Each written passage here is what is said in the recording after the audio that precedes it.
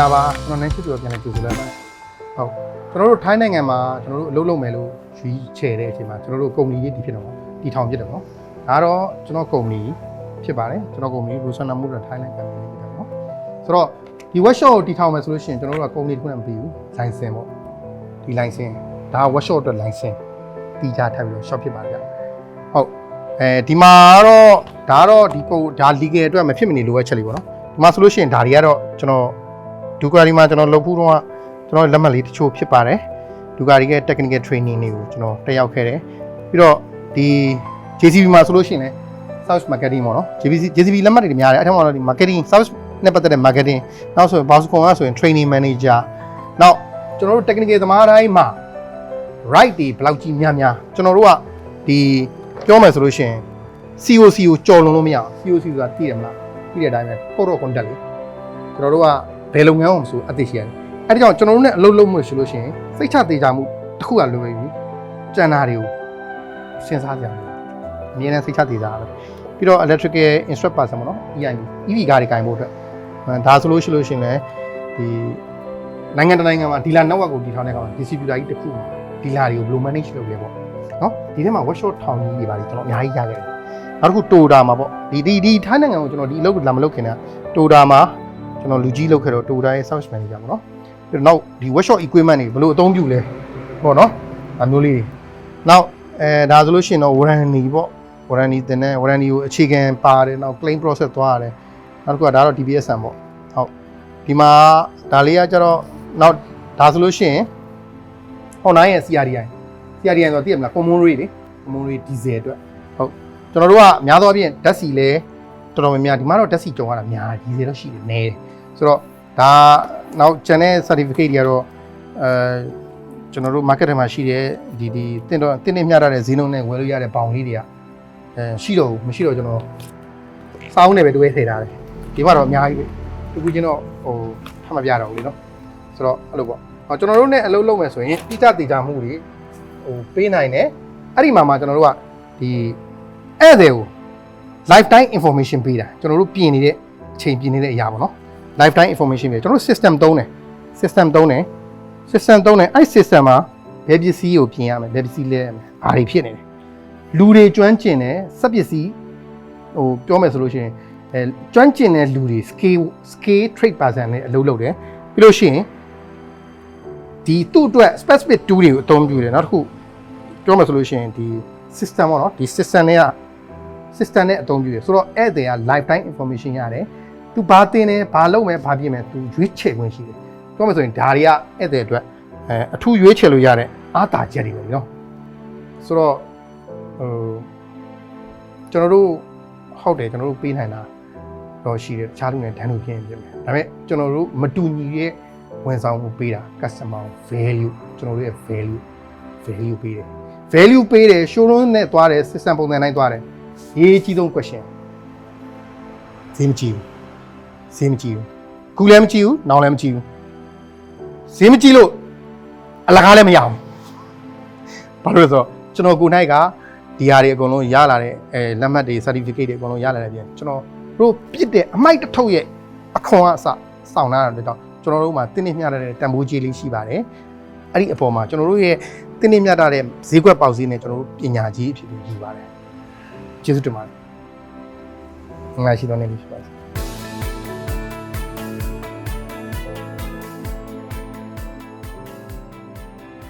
မင်္ဂလာပါလို့နှုတ်ခွန်းဆက်ပါလဲစဝါဒီခရပ်ကျွန်တော်နာမည်လူအေးပါကျွန်တော်ထိုင်းနိုင်ငံချင်းမိုင်မြို့မှာကုမ္ပဏီတည်ထောင်ပြီးတော့ကျွန်တော်တို့ဒီ workshop လေးဖွင့်ပြတယ်ပေါ့နော်ကျွန်တော် workshop နာမည်နန်းရှိသူတဲ့ထိုင်းနိုင်ငံချင်းမိုင်မြို့မှာအခြေတည်ပါတယ်ကျွန်တော်ယာတူကRosana Mood Thailand Company ရဲ့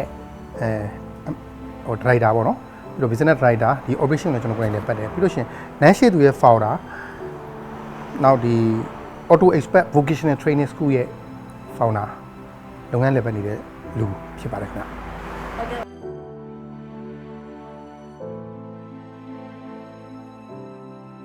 ဟုတ်ကားဝက်ရှော့ကိုတည်ထောင်ပြတာကျွန်တော်ဒီထိုင်းနိုင်ငံကိုပေါ့နော်ကျွန်တော်တို့ဒီအကြောင်းအခြေအနေရောင်းပြောင်းလာမယ်လို့ကျွန်တော်စဉ်းစားတဲ့ စဉ်းစားတဲ့အချိန်မှာရွှေ့ပြောင်းလာမယ်ဆိုတော့ကျွန်တော်မြို့9မြို့လေးလာပြတယ်ဗျမြို့9မြို့လေးလာပြတဲ့ထဲမှာဒီချင်းမိုင်မြို့ကလည်းတစ်မြို့ပါတယ်ပေါ့နော်အဲဒီမှာပတရာဝါအင်းဒီဖူးခက်ချင်းမိုင်ပေါ့နော်ဒီမြို့9မြို့မှာကျွန်တော်တို့ဒီချင်းမိုင်မြို့လေးမှာအခြေချမယ်လို့ကျွန်တော်တို့စဉ်းစားပြတယ်အဲ့ဒီမှာမြေပြင်မှာတကယ်လိုအပ်ချက်ကိုကျွန်တော်တို့တွေးကြည့်လိုက်တဲ့အချိန်မှာဒီမြန်မာလူမျိုးတွေပြောင်းလာတဲ့အချိန်မှာကျွန်တော်တို့မြန်မာလူမျိုးတွေကထိုင်းစကားမတတ်ဘူးထိုင်းလူမျိုးတွေကကျတော့မြန်မာလူမျိုးတွေနဲ့ communicate လုပ်ဖို့ရဒီဘာသာစကားအခက်အခဲကိုကျွန်တော်တို့ဖြည့်ဆည်းပေးဖို့အတွက် workshop လေးတည်ထောင်ပြတယ်ဗျ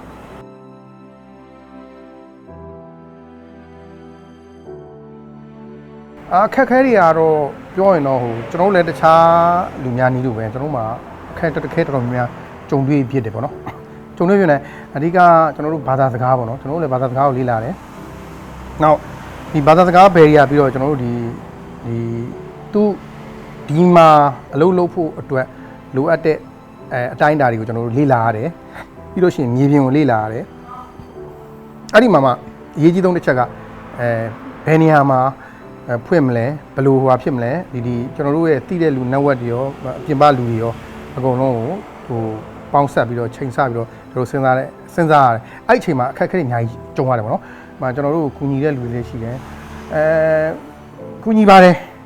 ကူညီတယ်ဆိုတော့အတိုင်းနာမည်နဲ့ကူညီကြတဲ့လူတွေလည်းရှိပါတယ်တချို့တွေကြတော့ကူညီတဲ့အခါမှာကျွန်တော်တို့မှာအခက်အခဲလေးအများကြီးရှိတယ်ပေါ့နော်မြေပြင်နဲ့ညှိနှိုင်းရတာလေးတွေဒီကုမ္ပဏီနဲ့ဒီလုပ်ငန်းနဲ့ချိတ်ဆက်ရတာလေးတွေဒါမျိုးလေးတွေပေါ့နော်အဓိကတော့နံပါတ်1ကတော့ဘာသာစကားပဲနောက်တစ်ခုကဘာသာစကားနဲ့ယဉ်ကျေးမှုကတော့ပုံစံတူပါတယ်တော်တော်များများတူပါတယ်ဟုတ်ကဲ့ကျေးဇူးတင်ပါတယ်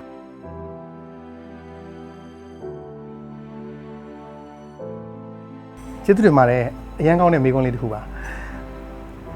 ကျွန်တော်က2002ခုနှစ်ကမှဒီ2025ခုနှစ်ပေါ့နော်23နှစ်အတွင်းမှာကျွန်တော်က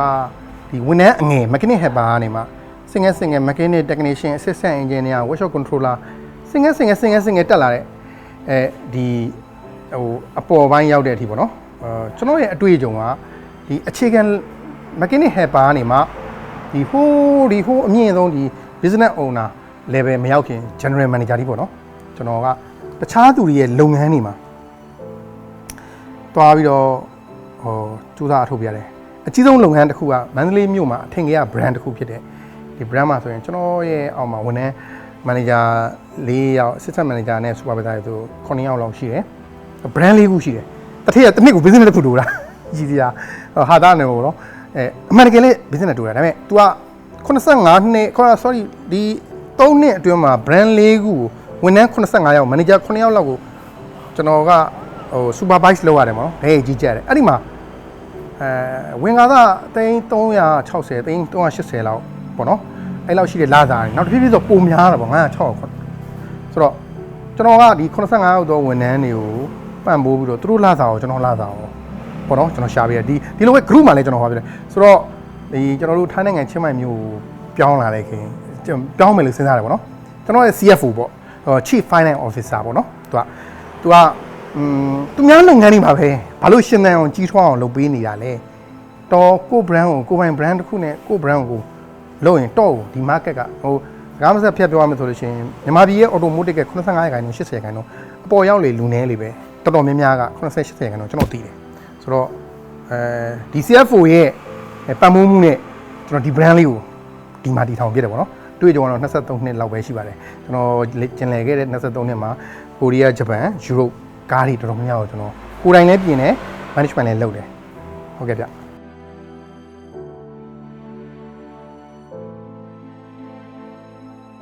ကျွန်တော်ကအခုမှ owner ဖြစ်လာတယ်ကျွန်တော်ဒီ owner မဖြစ်ခင်ကကျွန်တော်ကအကြီးတန်း general manager နောက်အကြီးတန်း manager department အဲ့ဒီကစင်ငယ်တက်လာတာပေါ့နော်ဒီမှာကျွန်တော်တို့ကကားကစက်ပစ္စည်းအစိတ်ပိုင်းနဲ့အများကြီးနဲ့ဖွဲ့စည်းရတာလူတစ်ယောက်တည်းကကားကိုအကုန်လုံးလုံးနိုင်တယ်ဆိုရင်ဒါဆိုရင်ဒါလွှဲချော်မှုတစ်ခုရှိကောင်းရှိနိုင်တယ်ဒါပေမဲ့တော်တော်များများသိတဲ့လူတွေတော့တော်တော်များများရှိနိုင်တယ်ဆိုတော့အဲ့ထဲမှာလည်းကျွန်တော်တယောက်ပါတာပေါ့ဗျာဆိုတော့ကျွန်တော်တို့ workshop ကအဓိကဗာပေးလေးဆိုတော့ဒီ engine gear ပေါင်းအောက်ပိုင်းတခြားလူတွေစစ်တာကိုစစ်ပေးသလိုလုပ်သလိုကျွန်တော်တို့ကဝါရင်းသမားတွေဖြစ်တယ် technical ကို expertise တွေဖြစ်တယ်ဒီ Europe brand တွေမှာဆိုလို့ရှိရင် coding တွဲရတယ် computer programming ရေးရတယ်ဒါမျိုးတွေကိုကျွန်တော်တို့ကအဓိကလုပ်ပေးတာပေါ့နော်ဒါပေမဲ့ဒီလိုကားတွေကဒါမျိုးကအမြဲတမ်းတော့ရှိမနေဘူးအဲ့တော့ကျွန်တော်တို့တခြားအရာတွေကျွမ်းကျင်တဲ့အရာတွေကိုလည်းဒီ engine gear ပေါင်းအောက်ပိုင်းပြုပြင်စစ်ဆေးပေးတယ်နောက်ပြီးတော့ တခြားဧည့်သည်လိုအပ်ချက်ဆေးဘော်ကြီးလုပ်မယ် detailing လုပ်မယ်ဒါမျိုးဆိုလဲပံ့ပိုးပေးဖြစ်ပါတယ်ဗျဆိုတော့ကျွန်တော်တို့ရဲ့မူရင်းအပြင်တခြားဟာတွေလည်းပေးပါတယ်ဗျဟုတ်ကဲ့ဗျ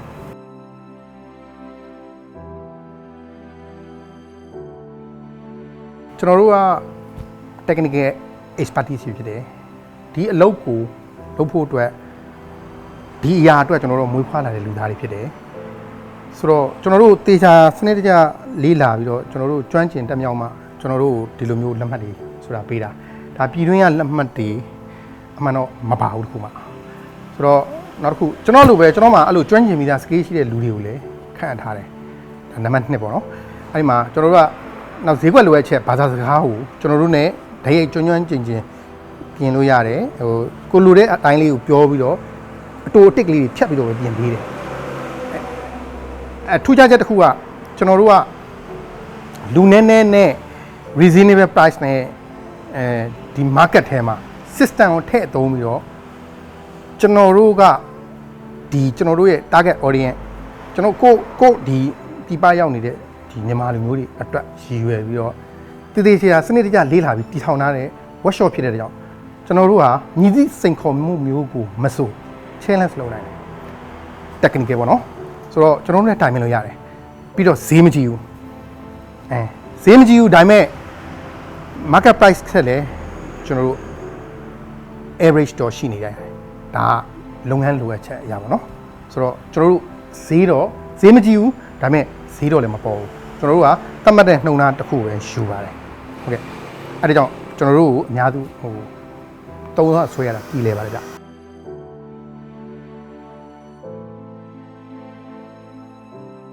ကျွန်တော်တို့တွေကအခြေအနေလိုအပ်ချက်တစ်ခုကြောင့်ပြောင်းလာဖြစ်တယ်နေထိုင်ရတယ်ပေါ့နော်ဆိုတော့ကျွန်တော်တို့ကမလိုဘဲနဲ့မကုံအောင်ကျွန်တော်တို့အကြံပေးတယ်ပြင်နေတယ်ဆိုရင်တော့မှပြင်ရမယ့်ဟာဈေးနှုန်းအတိုင်းတာဘယ်လောက်ရှိတယ်ဆိုတဲ့ဟာအရင်ဆုံးပြောပြတယ်ဒါပေမဲ့တချို့အရာတွေအဲ့ဒါမသိဘဲနဲ့ပြင်ရမယ့်လိုအပ်ချက်ရှိနေတဲ့ safety issue တွေချက်ချင်းပြင်ဖို့လိုအပ်တဲ့ဟာတွေကျွန်တော်တို့အကြံပေးတယ်ပြီးတော့ user ရွေးချယ်မှုအဲ့ဒီအချိန်ကျမှကျွန်တော်တို့ကလုပ်ပေးတယ်ဒါမျိုးလေးရှိတာပေါ့နော်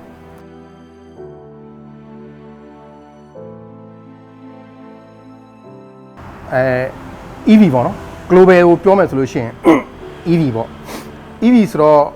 electric vehicle ပေါ့ဗျာ EV ကားတွေကရိုးဒီ IC engine ကားတွေအကုန်လုံးလမ်းဘေးကြိုက်ထောက်ကြီးပြင်တာပဲယုံကြီးတွေမှာပြင်တာပဲဒါပေမဲ့ EV ကား high voltage ဖြစ်တယ် voltage high voltage ကိုလူတိုင်းပြင်ဖို့စစ်မပြေနိုင်ဘူး high voltage ကိုပြင်ဖို့အတွက်ကျွန်တော်တို့ကglobal မှာကျွန်တော်တို့လုပ်မဲ့အလုပ်တွေအကုန်လုံးကျွန်တော်တို့က license ယူရတယ်အဲ့ဒီလိုပဲ high voltage အတွက်ကျွန်တော်တို့က high voltage technician EIB လို့ခေါ်တယ်ဒါတော့ Houseborn brand ပေါ့နော် EIB electric instruct person ဒီကားတွေကိုပြင်ဆင်ဖို့အတွက်ကျွမ်းကျင်စွာလေ့လာတဲ့တက်မြောက်သူတွေစွာဖြင့်ပြင်ဆင်ခွင့်ရှိတယ်အဲ့ထဲမှာကျွန်တော်တို့ကတဦးတယောက်တစုံတရာအနေနဲ့ပါဝင်တာပါအများကြီးတော့မဟုတ်ပါဘူးဟုတ်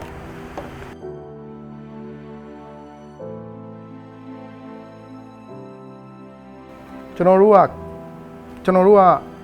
ကျေးဇူးတင်ပါတယ်မိကုန်းလေးအတွက်ကျွန်တော်တို့ကဖောက်တယ်တွေကိုလေးထားတယ်ကျွန်တော်တို့ဝယ်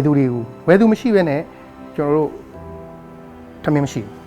တဲ့ကြောင့်ဝယ်သူကအရေးကြီးတယ် but ဝယ်သူရဲ့အဲ့ထဲမှာဝယ်သူပြန်ပြောတဲ့သူ့ရဲ့ feedback ကိုနားထောင်ပြီးလုပ်ငန်းကိုပြင်ပေးတာအဲ့ဒါပိုအရေးကြီးတယ်ကျွန်တော်တို့ကအဲ့ဒါကိုအတိအကျလိုက်နာပါတယ်ဆိုတော့ကျွန်တော်တို့အမြဲတမ်းလေးလာတယ်ပြီးရင် customer follow up လုပ်တယ်ကျွန်တော်တို့စပြီးတော့ဒီကားတစ်စီးကိုပြင်မယ်ဆိုတဲ့ဟိုကဧည့်သည်ကတစ်ခုတစုံတရာအကြောင်းအညံဝိုင်လဲခြင်းတယ်အောက်ပိုင်းအတန်ထွက်တယ်ဘယ်နေရာလေးကဘယ်လိုဆိုကျွန်တော်တို့ကဧည့်သည်နဲ့အတူတူဒီကားကိုအတူတူမောင်းကြည့်လိုက်တာအတူတူမောင်းကြည့်ပြီးတော့ဧည့်သည်ပြောတဲ့အဟာအတိုင်းကျွန်တော်တို့ကဘာလုပ်တင်လဲဆိုတော့ဧည့်သည်နဲ့အတူတူဧည့်သည်ရှိရကတ်ချက်လို့ဘာလို့ sorry အလွယ်ပြရင်ဗျာကျွန်တော်တို့ကလူဆရာဝန်မဟုတ်ကားဆရာဝန်ကျွန်တော်တို့ကကားဆရာဝန်တော့မှကျွန်တော်ကကားဆရာဝန်လည်းဖြစ်တယ်ဆရာဝန်ဆေးရုံဒီကားဆေးရုံအုပ်လည်းဖြစ်တယ်ဒီသဘောပေါ့ကားကောင်းမှလူနာကောင်းမှဒီလူနာကိုအသုံးပြုတဲ့ဒီကားကိုအသုံးပြုတဲ့ဒီယာဉ်ကိုအသုံးပြုတဲ့ဧည့်သည်လည်းစိတ်ချမ်းသာပါကျွန်တော်တို့အတွက် customer safety first safety priority က top number 1ပဲဟုတ်ကဲ့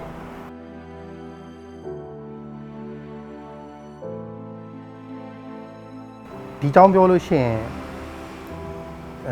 ကျွန်တော်ရင်ဘတ်နဲ့စကားပြောတာပါရင်ဘတ်ထဲကလည်းအတိုင်းပြောတာကျွန်တော်တို့ ကျွန်တော်အသက်50လောက်မှကျွန်တော်တည်ဝိုင်းကျွန်တော်သိတဲ့အသိပညာတွေအတတ်ပညာတွေအကုန်လုံးမြည်ကြီးရောက်သွားပါဒါကိုဒီလိုအလားအသက်ပြုံးတိမဲ့တူကျွန်တော်တို့ရဲ့ next generation ကိုကျွန်တော်တို့ပြန်လဲလက်ဆင့်ကမ်းဖို့ဝေမျှဖို့အတွက်ကျွန်တော်တို့မှာအဲ့ဒီအတိတာဝန်နဲ့ဝတ္တရားကိုယ်စီရှိပါတယ်အဲ့ထဲမှာအဲ့ဒီတာဝန်ကိုထမ်းဆောင်ဖို့ကျွန်တော်တို့မှာလဲတာဝန်တစ်စိတ်တစ်ပိုင်းရှိပါတယ်အဲ့ဒီကြောင့်ကျွန်တော်လွန်ခဲ့တဲ့2နှစ်ထဲကစတင်လေပတ်ပြီးတော့စတင်လေပတ်စပြုနေတဲ့ဒီ online training ပေါ့နော်အဲ့ဒီကနေမှစပြီးအခုမြေပြင်မှာသင်တန်းကျောင်းလေးတစ်ခုထောင်းပါတယ်ရည်ရွယ်ချက်ဘာကြောင့်လဲဆိုတော့ကျွန်တော်ပြောပြမယ်ကျွန်တော်တို